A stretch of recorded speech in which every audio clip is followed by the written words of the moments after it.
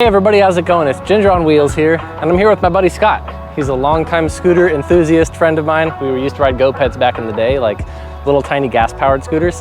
But we've moved up to the big leagues. Today he's gonna help me unbox the long-awaited Dualtron Thunder. This thing is absolutely beastly 60-volt scooter. It's got a 35 amp hour battery, goes around 55 miles an hour, 5,400 watts of combined total output from the two dual motors. It's got front and rear hydraulic disc brakes with ABS, and it's got some cool LED ambient lights, but I'm really excited to get this thing out of the box. So subscribe to the channel if you haven't already. I'll roll the intro and we'll get to opening.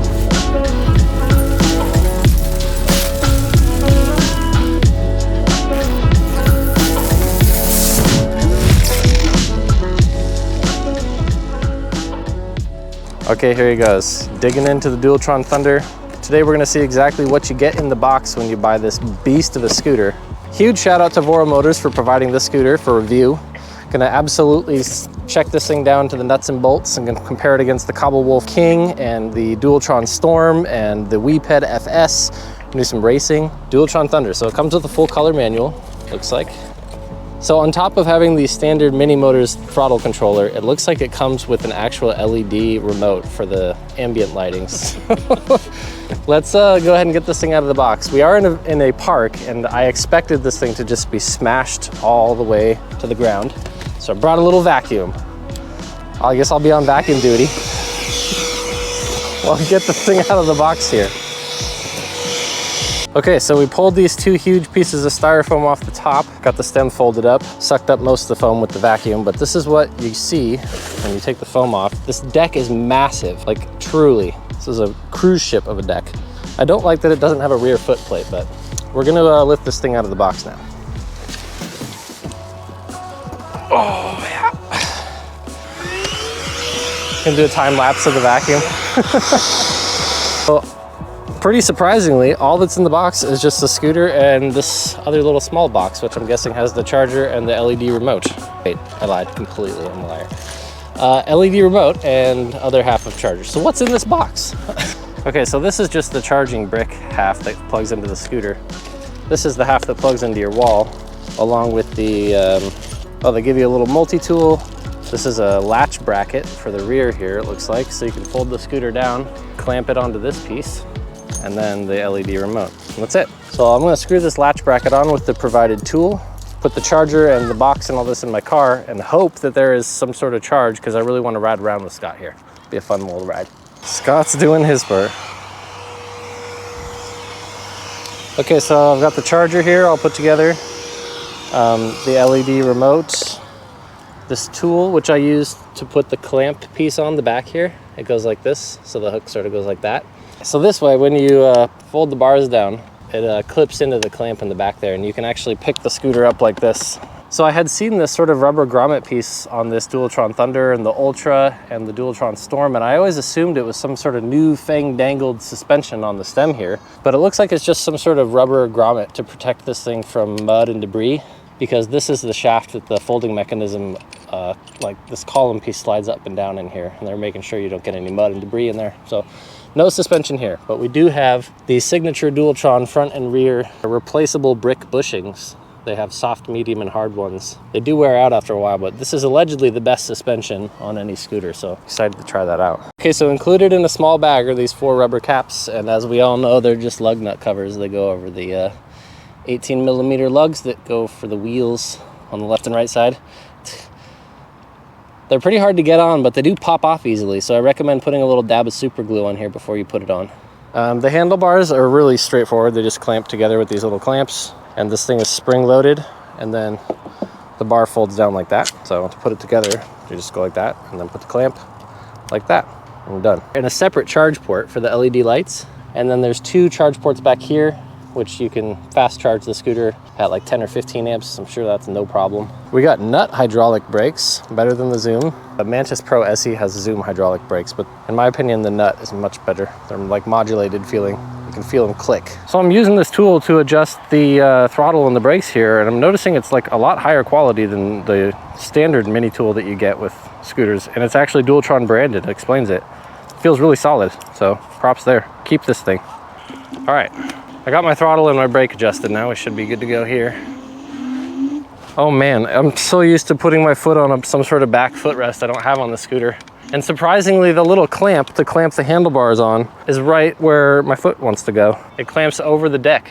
I can see why people put steering dampers on these scooters. The rake of the bars is really far forward, and it feels like a lot of my weight is over the front wheel compared to other scooters. And I can't shift it over the rear wheel because I don't have anything to put my foot on.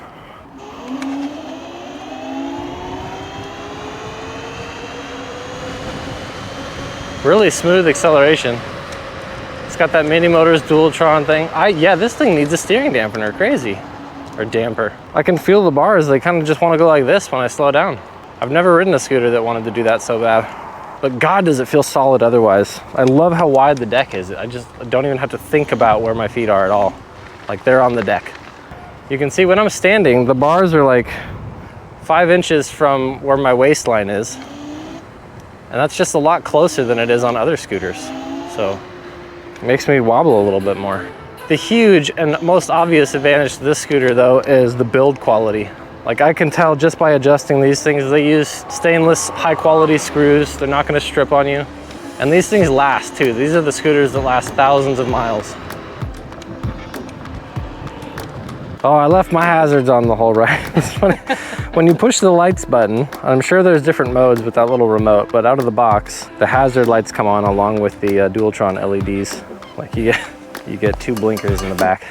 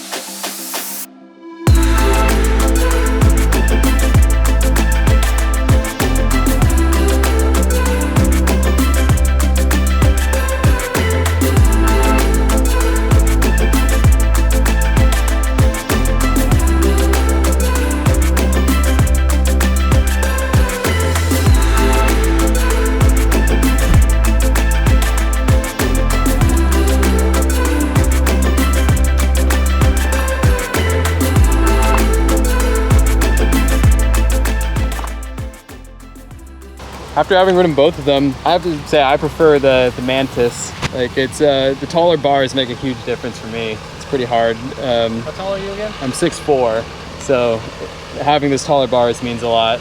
And then I also just found coming at it cold, the Mantis is a lot nimbler, a lot easier to maneuver around. It's tricky. I was finding on this is in dual, like it really kicks when you're first hitting the throttle.